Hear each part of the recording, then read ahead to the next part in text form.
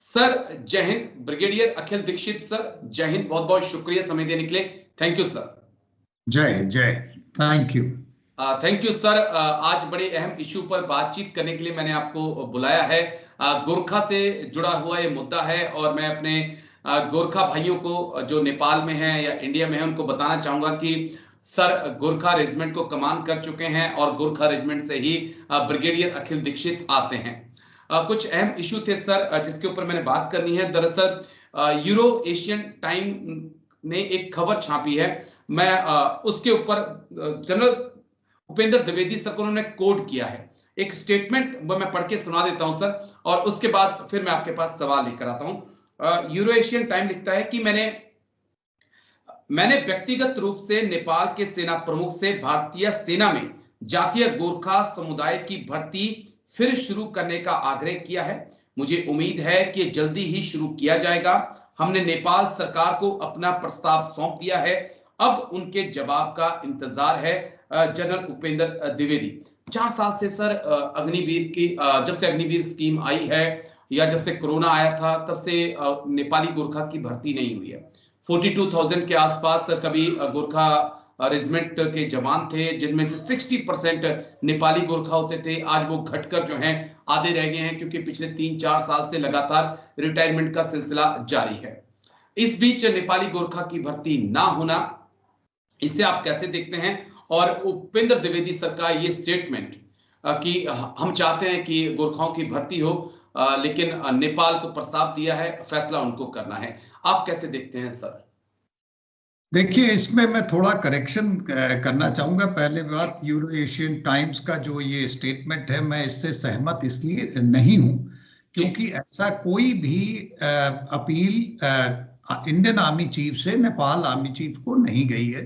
हाँ, ये जरूर है, जब वो वहां गए थे और उनको ऑनर किया गया था, उनको ऑनरी जनरल नेपाल आर्मी का बनाया गया है। ये पुराना वो परंपरा चली आ रही है। जब भी नेपाल आर्मी का नया चीफ बनता है उसको यहाँ पे ऑनरेरी जनरल का खिताब दिया जाता है। उसी तरह से ये जरूर था कि जनरल द्विवेदी ने उस वक्त उनको रिक्वेस्ट किया था कि हमारी आर्मी डे परेड में उनका बैंड, नेपाल आर्मी का जो बहुत अच्छा और सक्षम बैंड है, उसको इसमें हिस्सा लेने के लिए उन्होंने रिक्वेस्ट किया था। जो मुझे कहने में खुशी है कि आर्मी बैंड आया था और अब की बार की आर्मी डे परेड में उन्होंने बढ़ चढ़ के हिस्सा लिया था। तो ये एक्चुअल फैक्चुअल इंफॉर्मेशन बता रहा हूँ। जो प्रेस में बहुत चीजें, मीडिया में चीजें आती रहती हैं, वो स्पेकुलेशन पे बेस्ड होती हैं, उनको ज्यादा तवज्जो नहीं देनी चाहिए। जहां तक अग्निवीर में रिक्रूटमेंट का सवाल है, देखिए, एक ये गवर्नमेंट ने पॉलिसी बनाई है जिसके तहत ये रिक्रूटमेंट होता है। अगर थोड़ा बैकग्राउंड में अगर जाएं तो देखिए, इंडिया जब 1947 में एक ट्राइट एग्रीमेंट हुआ था, जिसकी हिसाब से करीब 10 बटालियंस में से 10 रेजिमेंट्स में, गुरखास की 10 रेजिमेंट्स में 4 रेजिमेंट जो है वो ब्रिटिश आर्मी को ज्वाइन किया था उन्होंने, जो कि डिप्लॉयड थी हांगकांग में, सिंगापुर में और इंग्लैंड में। और 6 ऐसी रेजिमेंट थी जो कि इंडियन आर्मी को ज्वाइन किया था जिन्होंने। ये एक एग्रीमेंट के मुताबिक था। और क्योंकि जब ब्रिटिश वापस जा रहे थे तो ब्रिटिशर्स, तो उन्होंने ये एग्रीमेंट के मुताबिक इनको रिक्रूटमेंट रखा था। और उस रिक्रूटमेंट के मुताबिक जितने भी वो है रूल्स एंड रेगुलेशन जो किसी भी इंडियन स्टेट के होते हैं, उसके मुताबिक नेपाल आर्मी के स्टेट के जो रिक्रूट होते थे उनके लिए भी थे। अगर नेपाल का कोई नागरिक इंडियन आर्मी में अफसर बन जाए तो वो अफसर में अगर वो काबिलियत के मुताबिक अपने वो इंडियन आर्मी का चीफ तक बन सकता है। बहुत से लेफ्टिनेंट जनरल हैं अभी इंडियन आर्मी में जो रहे हैं, जो रिटायर हुए हैं, जो वो नेपाल के रहने वाले हैं, जो ऊपर के ओहदे तक हमेशा पहुंचे। तो ऐसा कोई भेदभाव कभी ना रहा है, ना कभी रहेगा।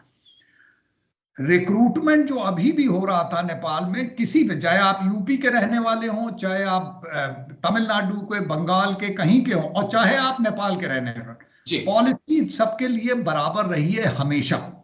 इंडियन आर्मी ने कभी भी मना नहीं किया कि अग्निवीर में नेपाल के जो यंग लोग हैं जो उसमें हिस्सा लें, रिक्रूटमेंट करें, के लिए आए या ना आए। ये एक नई जो सरकार आई नेपाल की, प्रचंड जो है उसके उस वक्त वो जब प्राइम मिनिस्टर थे, उन्होंने एक पॉलिसी निकाली कि अग्निवीर हमको मंजूर नहीं है, और उन्होंने एक अपने यहाँ से स्टेट पॉलिसी निकाल दी कि हमारे यहाँ के कोई भी ट्रूप्स जो जवान हैं वो अग्निवीर के तहत इंडियन आर्मी ज्वाइन नहीं करेंगे। तो ये नेपाल ने बंदिश लगाई है, इंडिया ने कभी ना बंदिश लगाई थी, ना अभी भी आज के दिन भी ऐसी कोई बंदिश नहीं है। ये आपको मैं क्लैरिफाई करना। इसके अलावा मैं बताना चाहूंगा कि ये एक इनमें नेपाल में ये एक जरूर विचार होगा कि भाई अगर 4-5 साल बाद अग्निवीर का जवान अगर वो उसको परमानेंट एब्जॉर्प्शन इंडियन आर्मी में नहीं मिला तो वो अनएम्प्लॉयड यूथ की तरह वापस आ जाएगा, और इतनी सामर्थ्य नेपाल गवर्नमेंट में नहीं है कि उसको वो अब्सॉर्ब कर सके, कोई इक्वल लेवल की उसको नौकरी मुहैया करा सके।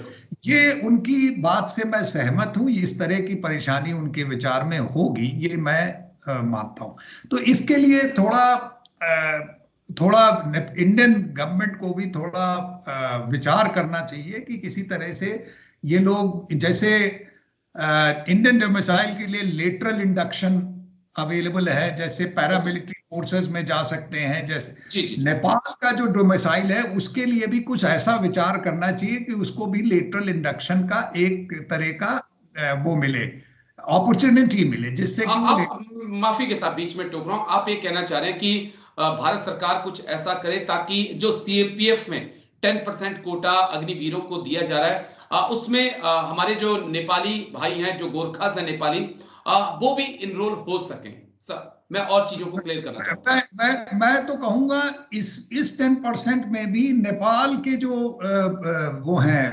नागरिक हैं जो कि इंडियन आर्मी में नौकरी कर रहे हैं, उनके लिए भी कुछ परसेंटेज एक फिक्स कर दिया जाए कि इनको पक्का इनको पैरामिलिट्री फोर्सेस में या और सेमी गवर्नमेंट जो थी पब्लिक सेक्टर है उसमें इनको भी लेटरल इंडक्शन का मौका मिलेगा।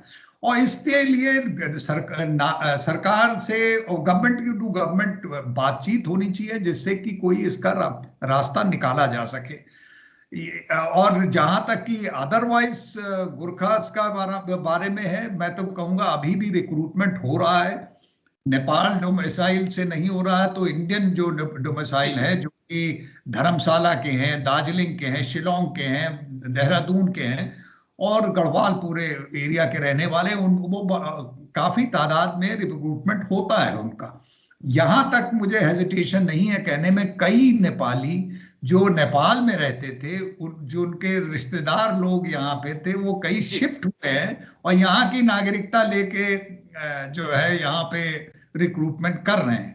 तो ये जो एक सिचुएशन क्रिएट हुई है इसको आसानी से सुलझाया जा सकता है।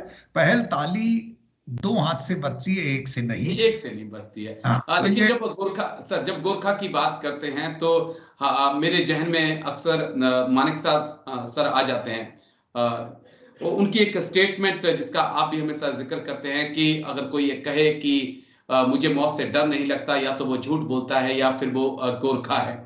और गोरखा की लगातार स्ट्रेंथ कम होती इंडियन आर्मी में, इसका क्या असर होगा? सर मैं आपसे बहुत एग्री करता हूं कि इंडियन गोरखाओं की भर्ती की जा रही है, लेकिन आपके पास फिर वो ऑप्शंस कम हैं।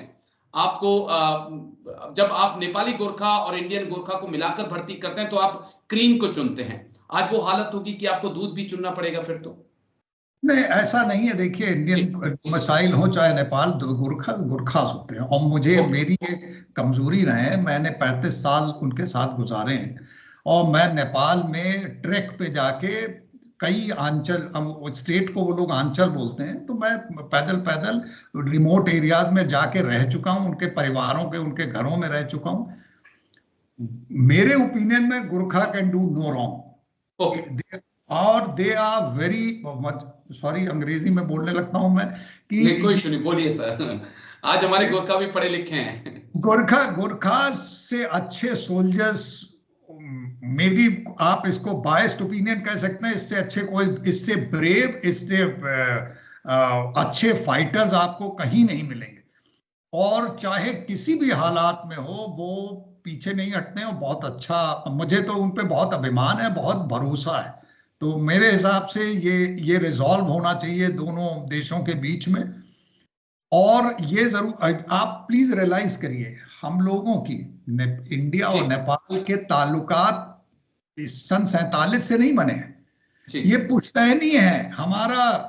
चाहे धार्मिक संबंध हो, ट्रेडिशंस हो, और हर प्रकार से एक ही रहन सहन, एक ही खान पान, एक ही तौर तरीके, बिल्कुल। हमें तो, मैं जाता हूँ नेपाल, जा चुका हूँ, आने जाने में कोई बंदिश नहीं है, एक ही देश की तरह है दोनों।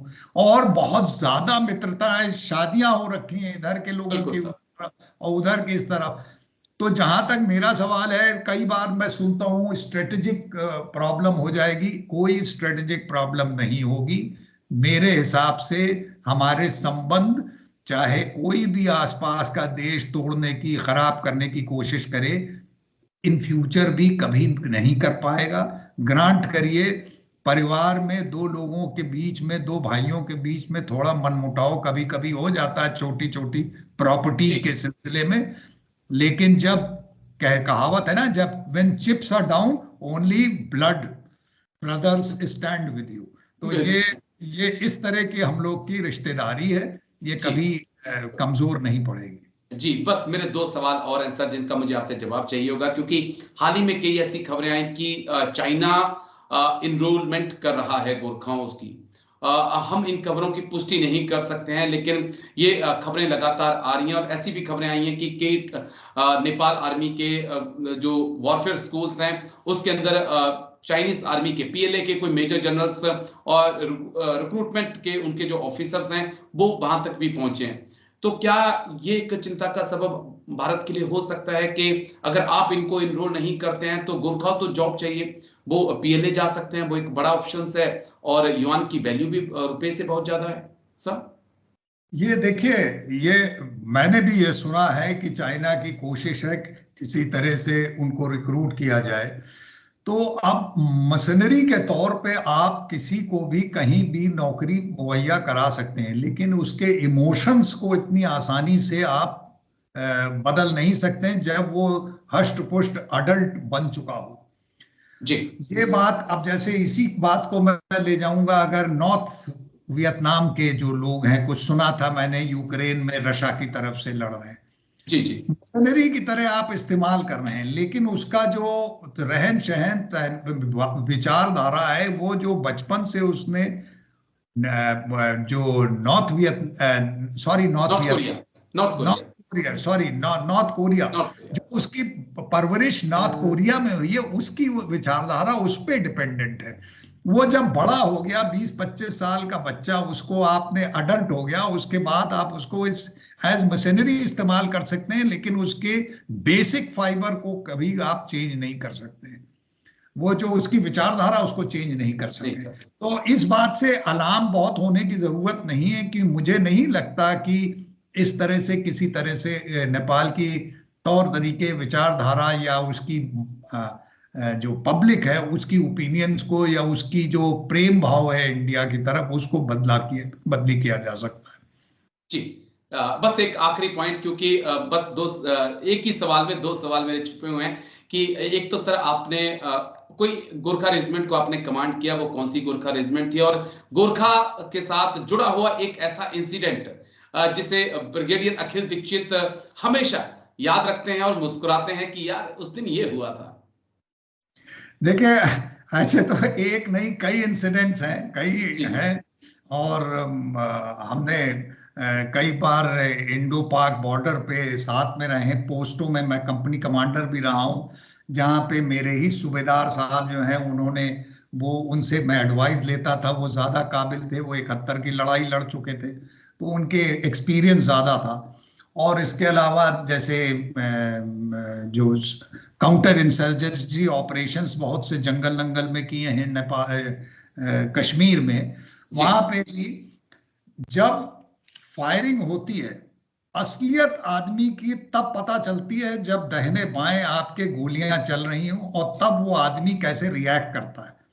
उस हिसाब से मैं डिटेल्स में कोई स्पेसिफिक इंसिडेंट नहीं बताना चाहूंगा, बट ये जरूर कहूंगा कि उस वक्त अगर आपको एक आदमी जो खड़ा दिखाई देगा वो आपका एक गुरखा सोल्जर होगा। बहुत से मैंने देखे हैं कावर्डाइज इन फेस ऑफ एनिमी दिखाते हुए। एक गुरखा सोल्जर जी हैं जो या तो मारेगा या मरेगा, वो दाहिने बाएं जो है बीच का रास्ता नहीं देता है।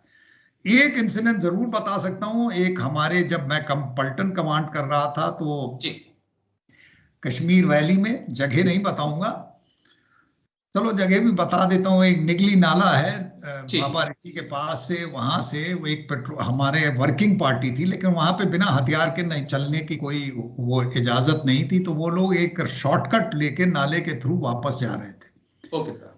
और उस वक्त उनको ये नॉर्मली जब टेररिस्ट इन्फिल्ट्रेट करते हैं तो एक आदमी उनसे थोड़ा आगे चलता है जिससे कि वो लुकआउट मैन की तरह। तो इन लोगों ने, सिर्फ ये लोग 7 लोग थे जिन्होंने, एक हवलदार था और 6 जवान थे, इन्होंने फौरन नाले में पोजीशन ली और वो लोग को उनको आने दिया। जब वो आ गए उनको इन्होंने इनकाउंटर में 6 टेररिस्ट मारे। और सिर्फ जो सोल्जर थे, ये वर्किंग पार्टी थी जिसमें एक हवलदार और 6 जवान थे, तो 7 लोगों ने 6 जो टेररिस्ट थे उनको मारा। और उसके बाद जब मार दिया, उसके बाद पलटन को फोन करके हेडक्वार्टर बताया कि यहाँ 6 मैन हमने टेररिस्ट मार दिए, और उसके बाद हम लोगों ने पुलिस को डेड बॉडीज हैंड ओवर करी। तो एक ये बहुत आउटस्टैंडिंग ऑपरेशन हुआ था, जो कि मुझे अभिमान है कहने में कि मेरे कार्यकाल जैस कमांडिंग ऑफिसर के कार्यकाल में हुआ था। और इसमें हमारे एक जवान को शौर्य चक्र मिला था और एक जो हवलदार को सेना मेडल मिला था। ये मेरे लिए अभिमान की बात है। मैंने सोचा ये रिकॉर्ड में होना चाहिए, रिकॉर्ड में होना चाहिए सर, और अब ये हमेशा रिकॉर्ड में रहेगा। लेकिन आपने बड़ी अहम बातें कही सर। देखिए, लंबा सर मैंने भी 17 साल किया और कई गोरखा रेजिमेंट के साथ हमें भी काम करने का मौका मिला, और सच्ची बात यह है कि कभी हमें ये महसूस नहीं हुआ कि हम गोरखास के साथ हैं या ये नेपाल से आए हैं। हमेशा ऐसा लगता था कि हम लोग गुरुजी करके बोलते थे उनको कि भाई भाई जो हैं अब वो आपस में हैं, खाना भी खाना है, चाहे आगे ऑपरेशंस करने हैं। तो वो फील, चाहे वो चाइना में भी अगर जबरदस्ती ले भी जाएंगे तो वो वाली फील कभी नहीं आएगी। मैं आपको बताना चाहता हूं, मैं तो यूपी का रहने वाला हूं, लेकिन मैं नेपाल को कोई अलग देश की तरह नहीं देख सकता हूं, ना देखता हूं अभी भी। और मेरा बहुत ज्यादा एक प्रेम भाव है नेपाल के साथ, और कई बार हम नेपाल विजिट पे जा चुके हैं और आगे भी जाते रहेंगे। जब तक वो हमको बिल्कुल हाथ जोड़ के कहने आप आना बंद कर दीजिए, वो कभी कम नहीं होगा, कभी कम नहीं होगा। लेकिन चलिए, बहुत बहुत शुक्रिया ब्रिगेडियर अखिल दीक्षित सर, आप आज आए और इतनी बारीकी से आपने तमाम बातें रखी। थैंक यू सर, जय हिंद। थैंक यू सर, जय गोरखाली सर। थैंक यू, जय गोरखा।